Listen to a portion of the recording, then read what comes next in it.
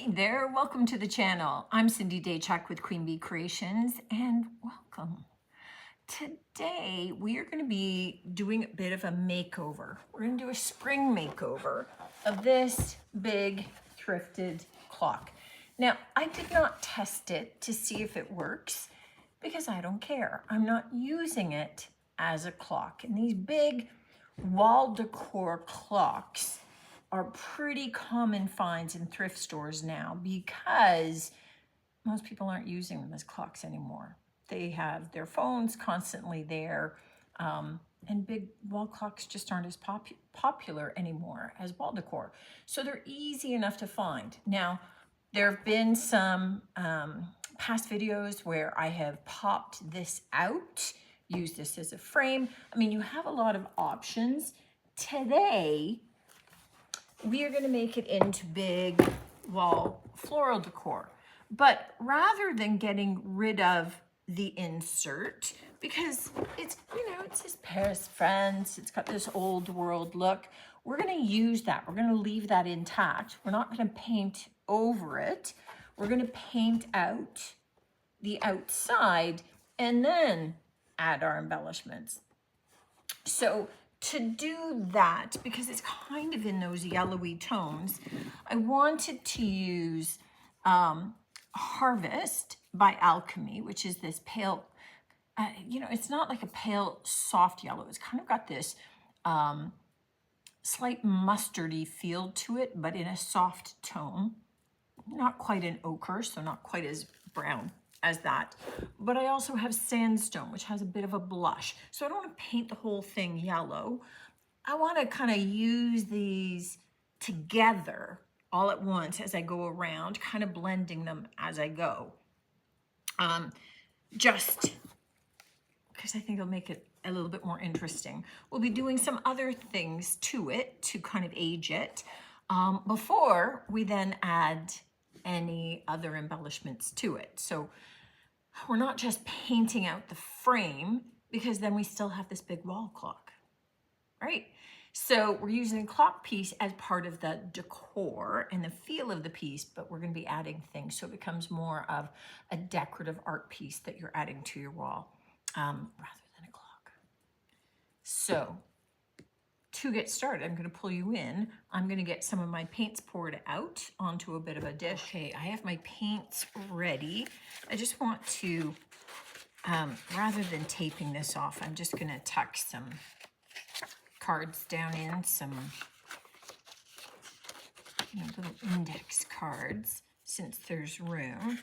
And then I can just paint without worrying about the mess, and I can just remove the cards afterward, and I don't have to worry about any mishaps with the tape, maybe pulling up some of this or whatever. Plus, taping around circles is just a pain, and I'm lazy. I don't want to do it. The last cards are a little bit tougher because a lot of the extra space now is taken up a bit. So just know that. Last one. There we go. Actually, let me slide it down in behind, and then they can hold it in place. All right, perfect. So what I'm thinking is, look at how well that's going to go. But again, I don't want it to look like it's supposed to be a match, because it's not a perfect match, and then it looks wrong. So we don't want it to look too perfect. Now we've got a very quick base coat of the Harvest Yellow. So you can see I didn't make any effort to make sure that it was full coverage. I'm just drying my brush off.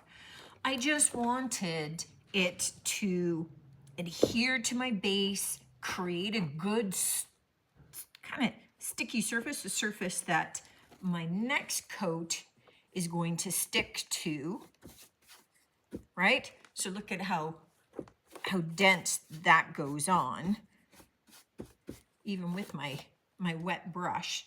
And what I'm looking at doing here is getting that yellow coat on. And let me just get a bit of this on so that I can show you where we're going. And remember, both these paints are the Alchemy from Fusion. So instead of their mineral paint, these paints are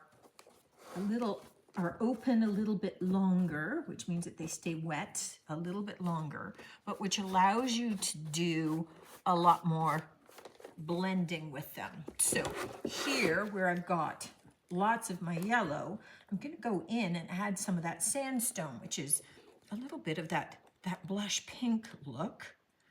And I'm not doing tons, and I'm just kind of doing it here and there.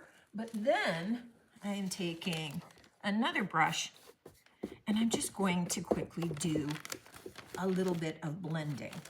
So I'll come back in with a bit of my yellow, soften that out, blend it out a little bit, but I want a little bit of that variation happening. So it's not that pure yellow. We're gonna do a little antiquing with it later, but I want a little bit of that blush showing in there as well. So I'm gonna go around and do all of that to all of this.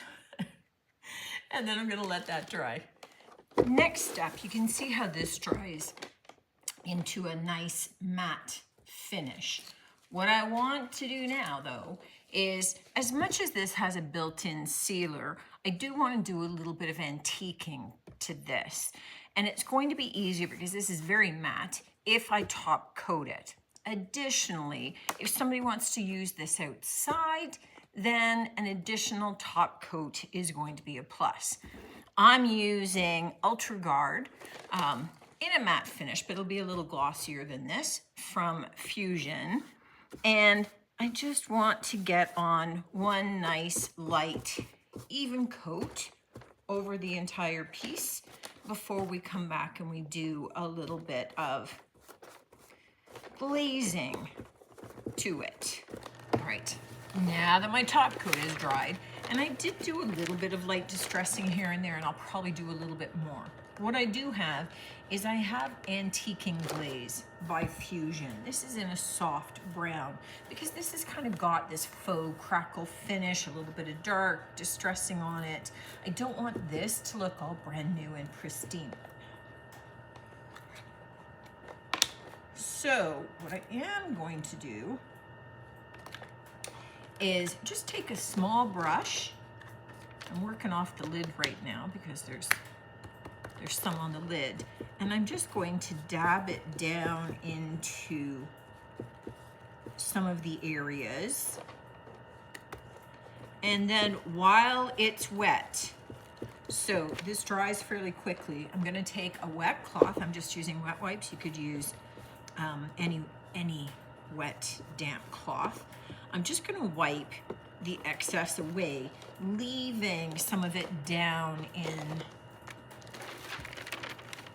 those little grooves. And it's just going to, and I'll do the same along here where we've got that ridging. It's just gonna add a little bit of a dimension to it.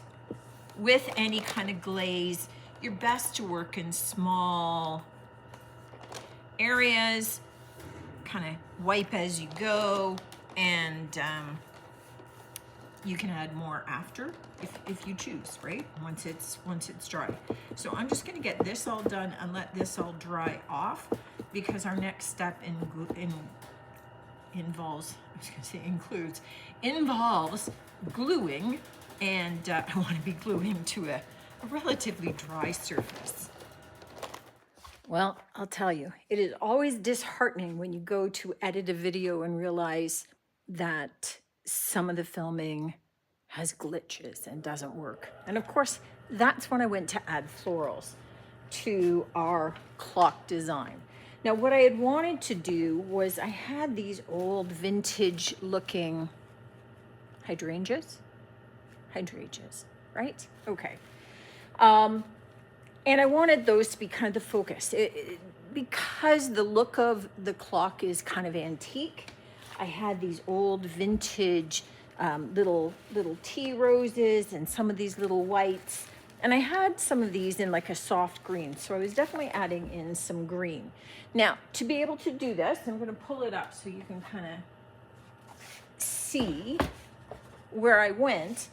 I started by taking some of those hydrangeas and laying them out first. So you can see that there's maybe, you know, bunches here, a little bit here and here. Here's where the green hydrangeas fit in. And we extended out some of those little whites and florals. So it was all about creating balance. We're obviously not going to be using this as a clock again, but know that, you know, the tea roses center and at the ends and a little bit on the outside to be able to create balance. And I like to lay them all out, play with them a little bit before I start gluing. But you can see where I wanted, you know, a little bit hanging down the side here and a little bit sticking out here so that it doesn't seem so tight, kind of like almost like it's growing this way. But this then becomes more of a decor item. All right, I think I'm finished. Now, I say that because usually what happens is when I hold it up and hang it on a wall and then step back and look, I might see one or two little spots that I want to zhuzh up a little bit. In which case I do have some little pieces here off to the side that may find their way into it. But in general, it's done. So this is our finished little clock. I want you up here. There we go. So the clock itself now has become just a floral wall decor piece. And you can do this with any clock. You can do it with a small clock. Doesn't have to be a huge, big honking one. Maybe you want to paint this out cream and do some gold trim with it. And then you're doing, you know, more cream tone florals and things, because this had a kind of an old world look. I stuck with that, did some aging, and then picked florals that were more in kind of a vintage color. So I get this outside color is not for everyone, but that's okay because I have a variety of customers and I make things lots of different ways so that there's something for everybody when they come to the shop. But don't overlook some of these items. I know that we tend to look at them and think, I don't need a clock, nobody's using clocks, as opposed to them becoming decor pieces rather than time pieces. Let me know what you think of this idea, just in general. Certainly you can comment on what you think of this. Let me know if you love or hate that outside color, that harvest color. And I look forward to seeing you on the next one. Until then, take care.